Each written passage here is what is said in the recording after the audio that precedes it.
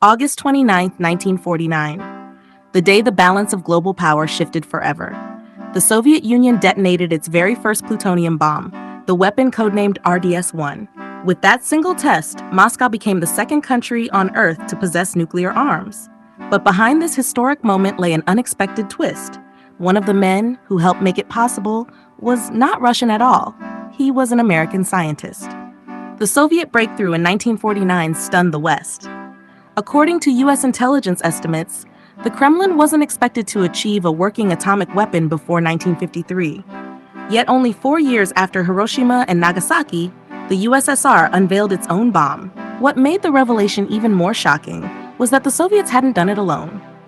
Theodore Hall, a brilliant young physicist from New York and a graduate of Harvard University, was secretly passing nuclear weapons intelligence to Soviet handlers.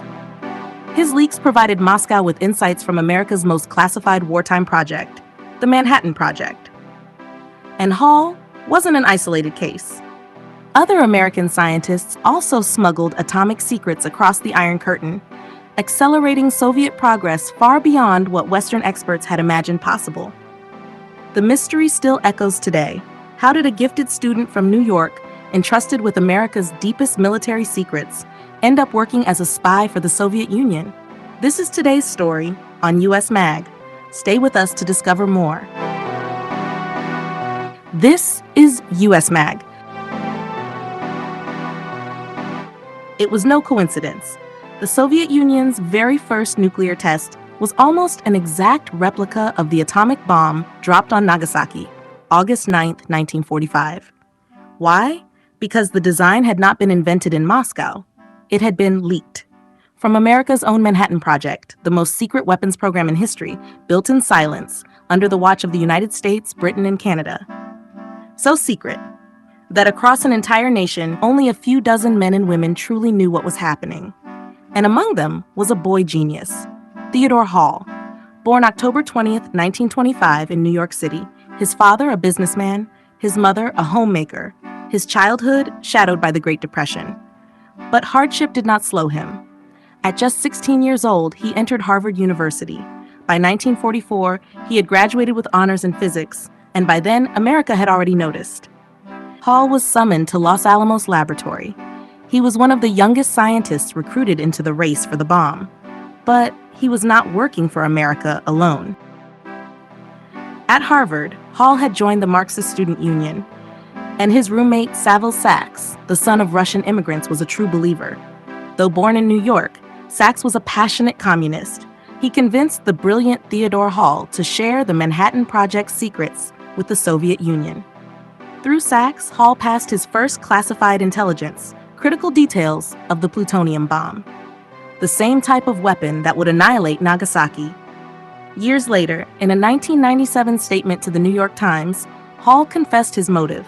He feared a U.S. monopoly on nuclear weapons, and believed the Soviets needed them too, to preserve balance in the world. The youngest nuclear scientist. At that time, the Soviets were still America's allies. Hall himself later said, "The Soviet Union bravely resisted Nazi Hitler and suffered great losses, perhaps even saving the Western allies from defeat." In Moscow, they gave him a code name. They called him the Youngster, and his contributions were priceless. Information on the plutonium bomb, while the Hiroshima weapon had been uranium-based, secret messages. But even allies spied on one another. In 1943, America launched the Venona project, a counterintelligence program designed to break Soviet codes. By December 1946, the codebreakers struck gold. They intercepted Soviet messages and discovered that spies were inside the Manhattan Project. By 1950, while Theodore Hall was working on his PhD at the University of Chicago, the FBI identified him as a Soviet source. They followed him. They watched him. 1 year earlier, German-born physicist Klaus Fuchs had already confessed to spying.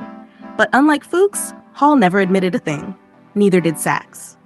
Moving to Britain, no spy ever named Theodore Hall, and surveillance never produced hard evidence.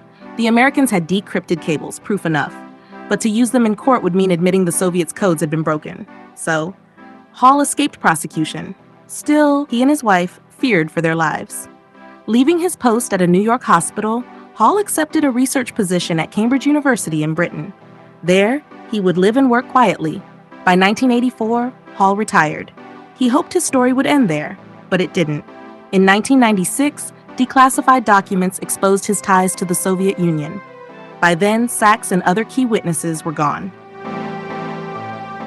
In one final interview with the New York Times, Theodore Hall reflected, "It has been alleged that I changed the course of history.